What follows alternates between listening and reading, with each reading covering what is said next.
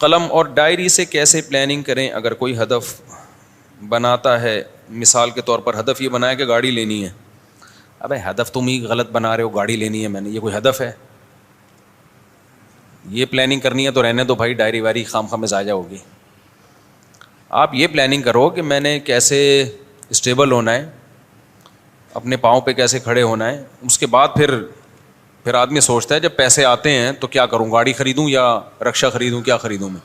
پہلے سے ہی گاڑی کو پلاننگ کا حصہ بناؤ گے, یہ تو بیوقوفوں والی پلاننگ ہو گئی, نہیں بات تو نہ ہوئی ہے.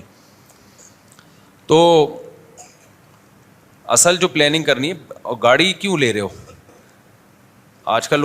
اگر پیسہ ہے تو ٹیکسی سستی پڑتی ہے, پیسہ نہیں ہے تو گاڑی کہاں سے لے رہے ہو پھر, سمجھ رہے ہو؟ تو پہلے تو یہ پلاننگ بناؤ گاڑی لے کیوں رہا ہوں میں, مجھے تو ضرورت تھی گارڈ کے لیے, گارڈوں کو میں کہاں موٹر سائیکل پہ بٹھا کے لے جاتا.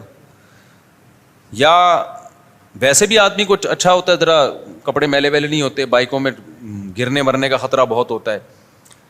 تو آپ جو پلاننگ بناؤ گے گاڑی خریدنے کی نہیں بناؤ, آپ پلاننگ بناؤ کہ میں اگر غریب ہوں تو میں معاشی لحاظ سے بھی اپنے آپ کو میں نے اسٹیبل کرنا ہے.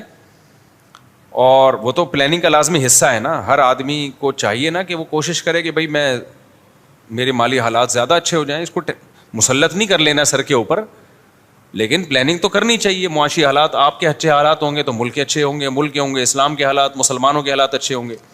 تو یہ تو پلاننگ کا حصہ ہے. جب معاشی حالات اچھے ہو جائیں گے تو پھر گاڑی واڑی تو آ ہی جاتی ہے خود بخود ہی. ابھی پلاننگ کر کے نہ جو پیسہ کمانے میں ٹائم لگانا تھا وہ گاڑی کی پلاننگ میں لگا دو گے ٹائم. تو یہ پلاننگ کا طریقہ ہی ٹھیک نہیں ہے. اچھا, یہ جو میں نے ابھی بیان میں بتایا ہے نا کہ پلاننگ کریں, تو یہ خوب سمجھ لیں پلاننگ کے بعد 100% رزلٹ نہیں آئے گا. جیسے میرے بہت سارے کام تھے تو پچھلی دفعہ میں نے پچھلے ہفتے کیا کیا, ڈائری لے کے نا وہ سب کو لکھ کے میں نے کہا یار اس ہفتے میں نے یہ کاموں کو نمٹانا ہے. تو اس ہفتے جو میں نے کام نمٹانے تھے ان میں 90% ہو گئے, 10% رہ گئے. تو یہ ٹینشن لینے کا نہیں ہے.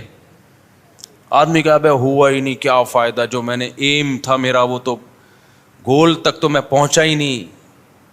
تو بھائی 90% بھی اسی وجہ سے ہو گیا کہ ایک پلاننگ کر لی تھی, ورنہ 1% بھی نہیں ہوتا. تو ضروری نہیں ہے کہ آپ پلاننگ کرو تو رزلٹ 100% اس کا پورا ہے, 90% بھی آ جائے.